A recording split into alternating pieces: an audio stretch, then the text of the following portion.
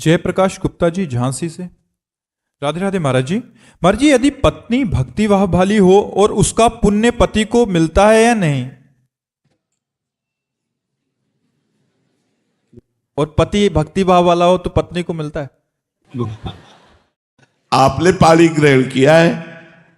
जो पति होता है ऐसे होता है, पति का हाथ नीचे होता है और पत्नी का हाथ ऊपर। उसे पाणी ग्रहण संस्कार कहते हैं विवाह को। मतलब आज से मैं आपका सारा भार लेता हूं, अर्धांगिनी कही गई है। तो यदि पत्नी जब तक व्रत संयम नियम आदि कर रही है और पति मनमानी आचरण कर रहा है तो पति की दुर्गति होगी और पत्नी को परम कल्याण होगा। और पत्नी यदि केवल अपने पति में आसक्त है, पति की आज्ञा का पालन करती है, पति की सेवा में रहती है और कोई तप भजन नहीं है और पति उसका भजनानंदी है, तो उसका कल्याण हो जाएगा, पत्नी का कल्याण हो जाएगा पति उपासना मात्र से। पर पति भगवत भजन करने वाला हो तो पति यदि तीर्थ गया है, पत्नी ने सारी तैयारी कर दी है उनकी, अब वो तीर्थ यात्रा करके आएंगे तो आधा फल पत्नी को अपने आप प्राप्त हो जाएगा। लेकिन पत्नी यदि तीर्थ गई है और पति विषयी है तो कुछ नहीं प्राप्त होने वाला है।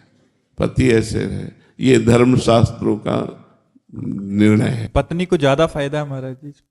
तो उसने अपना जीवन दे दिया ना आपको। आप उसके घर जाते हैं क्या?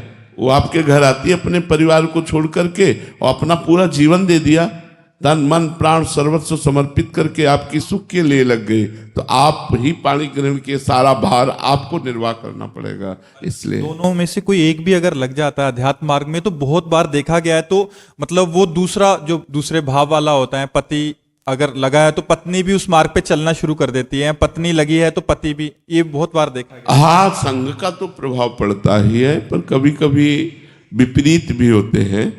कई ऐसे भक्त आए हैं जो बताया, मतलब उनकी स्त्री स्वरूप में वो भक्त हैं, तो उन्होंने बताया कि हमारे सास ससुर और पति सब मांस खाते हैं। अब वो वैष्णव है तो बहुत समस्या आती है महाराज जी कैसे। तो ऐसे परिवार भी मिल जाते हैं जो भक्ति रहित होते हैं और बिटिया भक्ति वाली होती है, तो वहाँ उसको बड़ी समस्याएं होती हैं।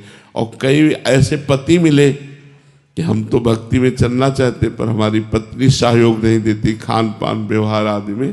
तो बड़े वो कृपा पात्र गृहस्थ है जो पति पत्नी दोनों मिलकर भगवान के मार्ग में चलते हैं, भगवान की आराधना करते हैं। बहुत धन्यवाद का पात्र है वो परिवार जो सब कोई मिलकर भजन करता है, सब कोई कीर्तन आरती पूजा और एक व्यवहार है।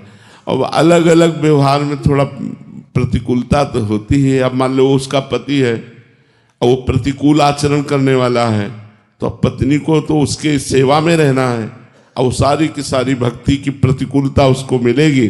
पर धन्यवाद पात्र है कि यदि वो ऐसी प्रतिकूलता में भक्ति कर ले जाए तो भगवान की विशेष कृपा प्राप्त होती है। महाराज जी, जैसे कोई पति अगर गलत व्यवहार करता है, गलत कर्म बन जाते हैं, तो पत्नी को भी उसका कर्म का दंड मिलेगा या मतलब ऐसे विपरीत अगर एक दूसरे का कर्मों का फल नहीं है? नहीं, और ना पत्नी के पाप कर्म करने से पति को दंड मिलेगा। हाँ, पाप कर्म का अपना अपना है। पूर्ण धर्म कर्म के लिए वो धर्मिणी कही गई है, धर्म सहचारिणी कही गई है पत्नी को। जो है ना, कहते हैं ना कि हमारी धर्म पत्नी है, धर्म पत्नी धर्म से युक्त। अगर आप अधर्म करते हो तो आप भोगी हो, वो पाप करती तो वो भोगे। पतिवंचक पर पति रति करई, रौ रौ नरक कल्प सत परई। जो स्त्री अपने पति को छल करके कि पति को भुलावे में डालकर दूसरे पुरुष से संभोग करती है, वो करोड़ों वर्ष तक रौ रौ नरक में पड़ती है। बहुत बहुत ये सब पाप कर्म है। बहुत सावधानी से जब ब्याह हो जाए तो बिल्कुल धर्म पूर्वक चलो। मनुष्य जीवन बहुत थोड़ा है, इससे परम लाभ नाम जप करो, पापाचरण का त्याग करो, कर्मों को भगवान को समर्पित करो और प्रसन्न रहो, स्वस्थ रहो। इसी जन्म में भगवान की कृपा प्राप्त हो, ऐसा लक्ष्य बना लो।